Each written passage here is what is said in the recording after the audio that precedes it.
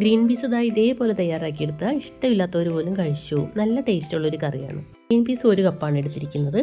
നന്നായിട്ട് കഴുകി ഒരു 3 കപ്പ് വെള്ളം കൂടെ ഒഴിച്ചിട്ട് 8 മണിക്കൂർ കുതിർത്തിയതിന് ശേഷം കുക്കറിലേക്ക് ഇട്ട് കൊടുക്കാം. അതിൻ്റെ കൂടെ പകുതി സവാള അരിഞ്ഞത്, പഴുത്ത ഒരു തക്കാളി 4ആയിട്ട് അരിഞ്ഞിട്ട് അതും, പിന്നെ കൂടെ ഉരുളക്കിഴങ്ങ് അതിൻ്റെ തൊലി കളഞ്ഞിട്ട് മുറിക്കാതെ തന്നെ ഇട്ട് കൊടുക്കാം.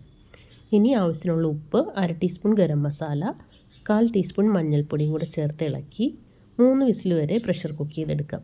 ഇനി അതിൻ്റെ പ്രഷർ പോയി കഴിയുമ്പോൾ ആ ഉരുളക്കിഴങ്ങിനെയും തക്കാളിയും ഒന്ന് ഉടച്ച് വയ്ക്കാം. ഇനി ഒരു പാൻ ചൂടാക്കാം.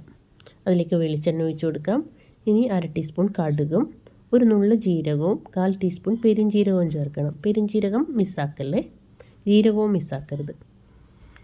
ഇനി ഉണക്കമുളക്, കറിവേപ്പില, ചെറിയ ഒരു സവാള കൊത്തിയരിഞ്ഞിട്ട് അതും ചേർത്ത് നന്നായിട്ട് അതിൻ്റെ കളർ മാറിക്കഴിയുമ്പോൾ അതിലേക്ക് മല്ലിപ്പൊടി 1 ടേബിൾ സ്പൂൺ, പിന്നെ ചേർക്കുന്നത് കാശ്മീരി മുളക് പൊടിയാണ്, 3/4 ടേബിൾ സ്പൂൺ വരെ ചേർത്ത് കൊടുക്കാം. 1/4 ടീസ്പൂൺ മഞ്ഞൾപ്പൊടിയും ചേർക്കാം. ഇത്രയും കൂടി ചേർത്തിട്ട് നന്നായിട്ടൊന്ന് ഇളക്കി വഴറ്റിയെടുക്കാം. ഓയിൽ പോരാന്ന് തോന്നിയാൽ കുറച്ച് ഒഴിച്ചു കൊടുക്കണേ.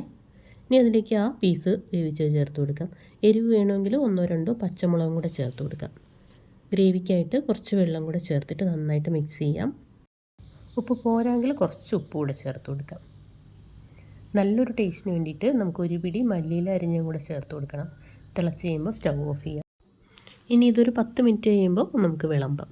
അപ്പം, പൊറോട്ട, ചപ്പാത്തി, ചോറ്, പുട്ട് അങ്ങനെ എന്തിൻ്റെ കൂടെയും നല്ല ടേസ്റ്റുള്ളൊരു കറിയാണ്. വീഡിയോ ഇഷ്ടപ്പെട്ടു എന്ന് വിചാരിക്കുന്നു. Thanks for watching.